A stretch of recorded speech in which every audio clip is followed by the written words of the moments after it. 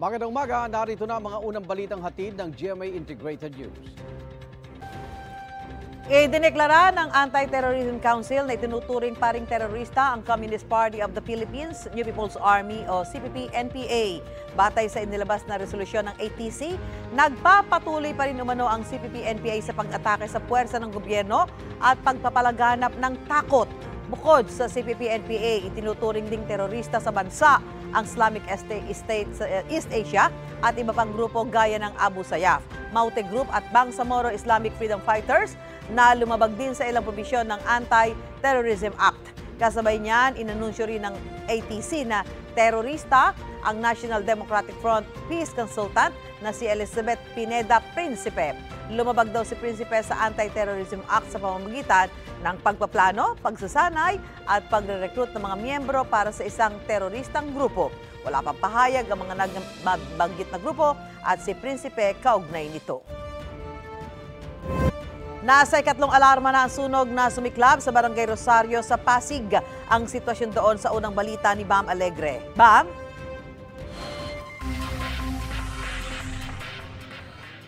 Susan, isang residential fire ang sumiklab dito sa Barangay Rosario sa Pasig sa may West Bank Floodway. Patuloy ang firefighting efforts ng Bureau of Fire Protection at mga fire volunteers sa ngayon. Pero bago mag-alas 6 ng umaga, nakontrol na ang sunog. Abangan pa ang karagdagang mga detalye sa ating ulat mamayang alas 7 ng umaga. Bam Alegre para sa GMA Integrated News.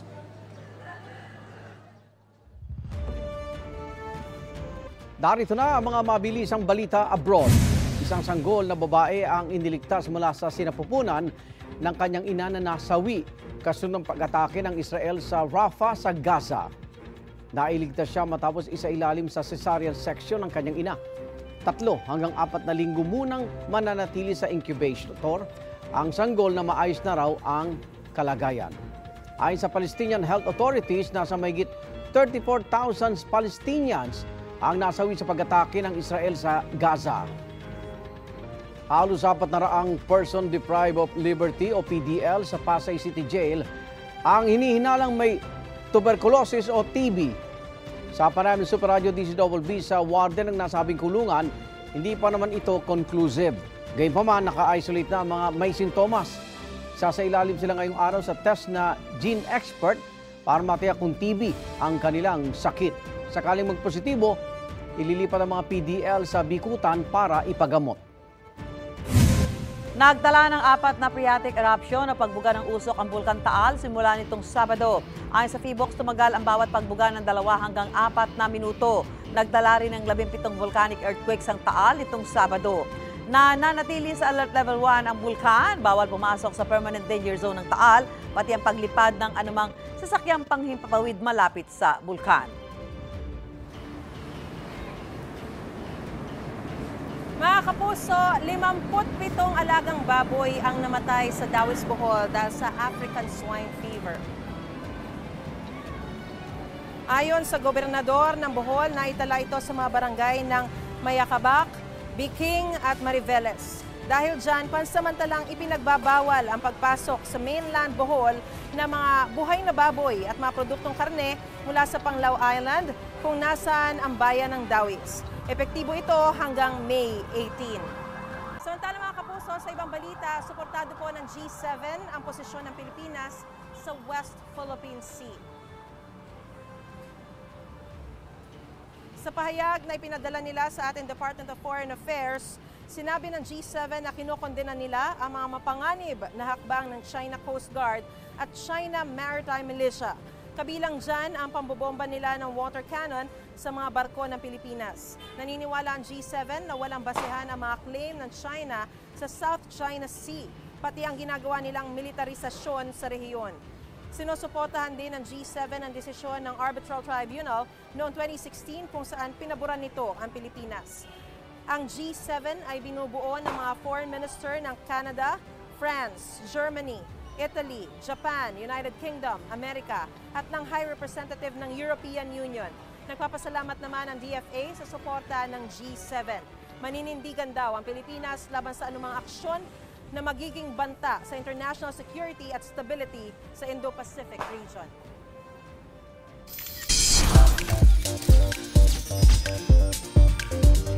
Eto na may panibagong project si SB19 member Stel sa Kapuso Network.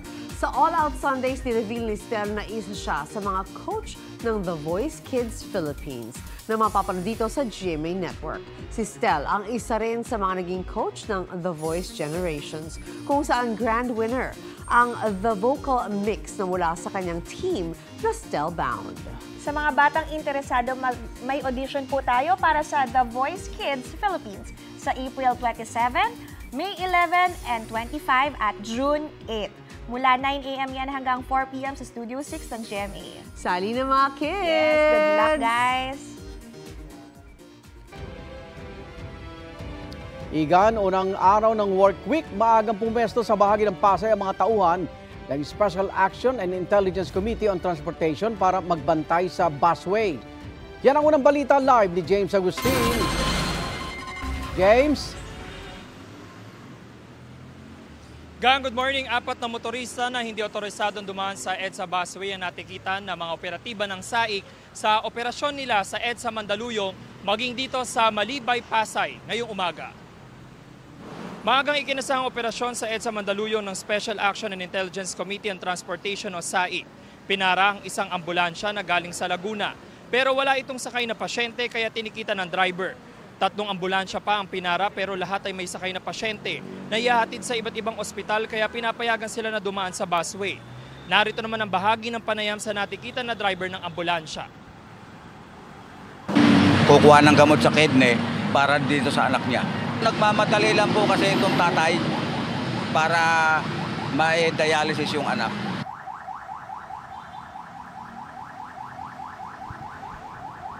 Samantala, Igan, nagpapatuloy ang operasyon ng SAIC. Dito naman po yan sa EDSA Malibay northbound at simula pa po kanina ay nasa 3 yung natikita nila dito kabilang na ang isang ambulansya na walang pasyente, SUV na may diplomatic plate at isang motorsiklo. At ito'y bahagi kasi ng busway na walang concrete barrier. Talaga naman sinasamantala ito ng mga motorista. At dito lumulusot, kaya naman nandito yung mga operatiba din ng SAIC at nagpapatuloy yung kanilang operasyon. Bukod dito ay meron din silang hiwalay ng operasyon sa iba't ibang bahagi ng busway.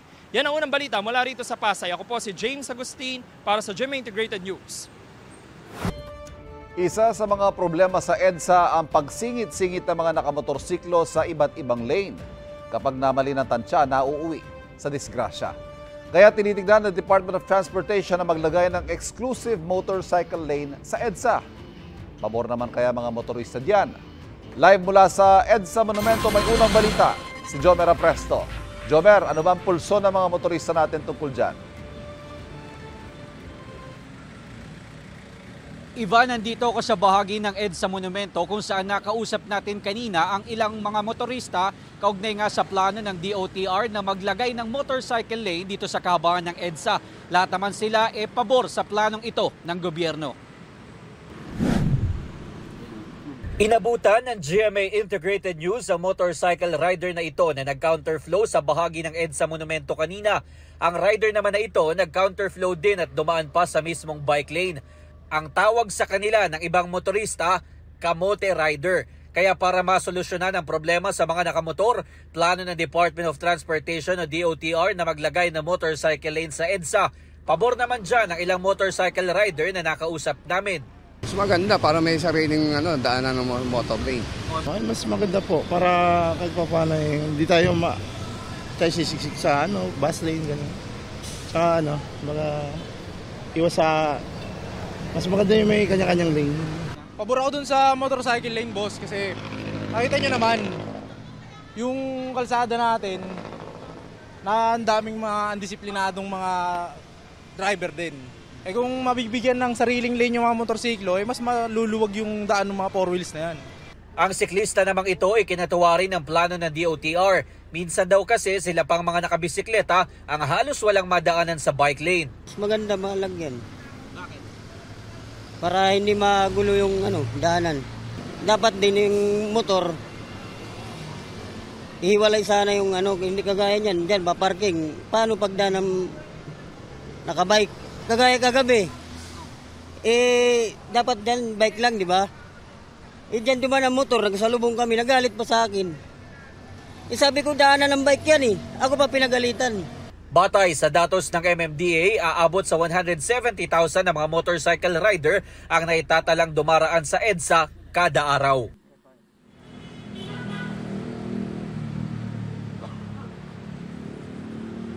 Samantala, Ivan, hirit nga ng ilang motoristang nakausap natin, dapat gawin na agad ng gobyerno ang kanilang plano na maglagay ng motorcycle lane sa kahabaan ng EDSA.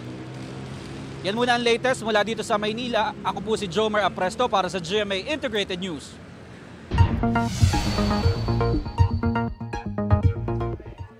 Dalawang Pinoy ang naaksidente sa kasagsagan ng matinding pagbaha sa United Arab Emirates. Ayon sa Department of Migrant Workers, nagpapagaling na ang dalawa sa ospital. Dinalaw na rin sila ng mga opisyal ng DMW. Patuloy naman ang Overseas Workers Welfare Administration sa pagbibigay ng tulong at suporta sa kanila alinsunod sa direktiba ng Pangulo. Noong nakarang linggo ay 3 OFW ang namatay dahil sa pagbaha.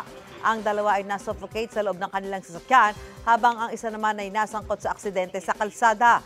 Pinoproseso na ang kanilang mga labi para maiuwi sa Pilipinas. Unti-unti nang humuhupa ang baha sa iba't ibang parte ng UAE na ayon sa National Center of Meteorology ay pinakamalakas na naitala mula 1949. May medical innovation ng isang ospital sa California na inaasahan makakatulong sa mga doktor para sa lung cancer diagnosis. Yan ang bagong ion bronchoscopy robot na kaya mag-navigate sa loob ng baga ng tao sa pamamagitan ng virtual map mula sa CT scan. Kaya rin ipakita ng robot ang real-time view ng paghinga ng baga. Nakikita rin daw nito ang mga nodule sa baga at madaling nababiopsy. Umaasa ang mga doktor na makakatulong ang robot para agad magamot ang mga pasyenteng may lung cancer.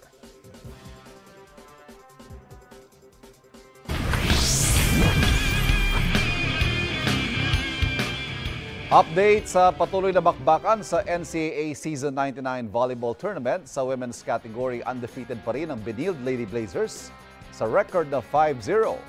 Kahapon tinalo nila ang Letran Lady Knights 3-0.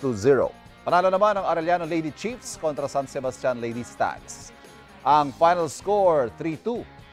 Sa men's volleyball naman, na-reverse sweep ng Letran Knights ang Benilde Blazers.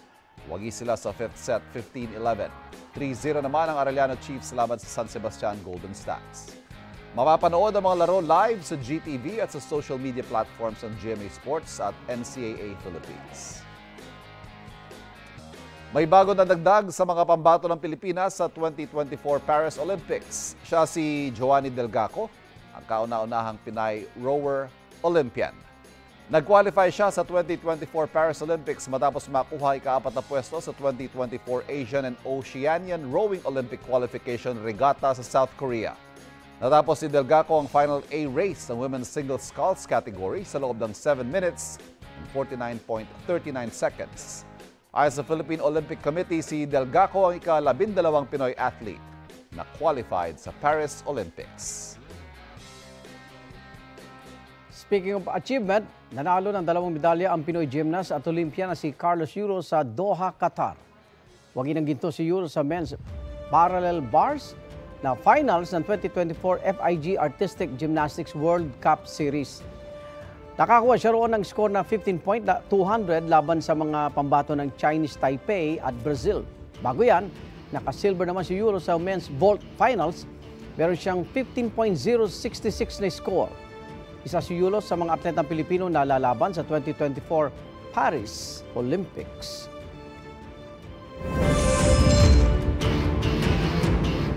Balikan natin ang sunog sa Barangay Rosario sa Pasig. Nakabantay pa rin doon si Bam Alegre. Bam, kumusta riyan? Susan, good morning. Naapulanan ng mga bumbero yung sunog na sumiklab dito sa Barangay Rosario sa Pasig sa may floodgate. Nagangalit ang paglagablab ng apoy sa gilid ng Ilog Pasig sa West Bank Floodway pasado alas 4 na madaling araw. Itinaas ng Bureau of Fire Protection ng ikatlong alarma para tugunan ng hindi bababa sa 12 fire truck ang sunog. Tinatayang 50 bahay ang natupok, pawang gawa sa light materials kaya ganoon na lang kabilis ang pagkalat ng apoy. Sa bilis ng mga pangyayari, walang naisalbang gamit si Ellen Raso. Pag dilat ko ng mata ko, yung apoy po nasa bintana na. Ayun, hinagis ko yung isa kong malita ko yung damit at saka yan lang nabitbit ko. Cellphone ID, wala akong nakuha. Halos isang dekada na rin dito si Tirso Maravilla. Naubos lahat ng kanyang ari-arian, pati ang motorsiklong panghanap buhay niya. Ang bilis lang sir kasi yung paggising sa akin maya-maya ando na kaagad sa bahay namin. Buti nga nakalabas pa kaagad ako kasi paglabas ko tamang-tama doon na sa kwarto ko yung apoy. Naging hamon daw kanina sa mga bumbero ang malakas na ihip ng hangin. Ang naging hamon po natin sir is yung direction po ng hangin. So ang atake po kasi natin, yung ating mga fire truck po is sa gilid ng kalsada, which is yung mga residential din po ay doon po nakatayo. So hindi po agad maka-atake yung ating mga bombero, gawa nga po yung direction ng hangin po ay papunta po sa kalsada kung saan dapat po ay doon nakapwesto yung ating mga fire truck po.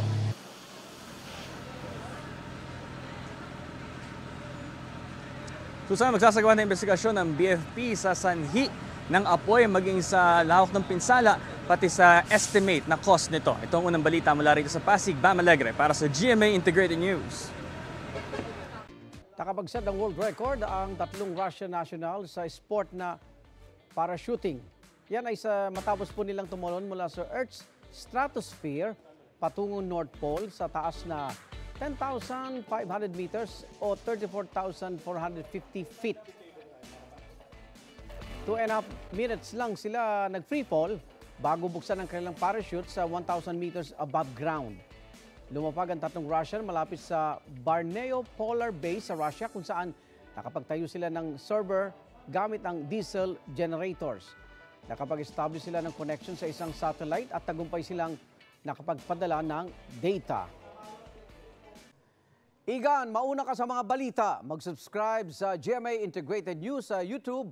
Sa mga kapuso abroad, subaybayan nyo kami sa GMA Pinoy TV at sa www.gmanews.tv.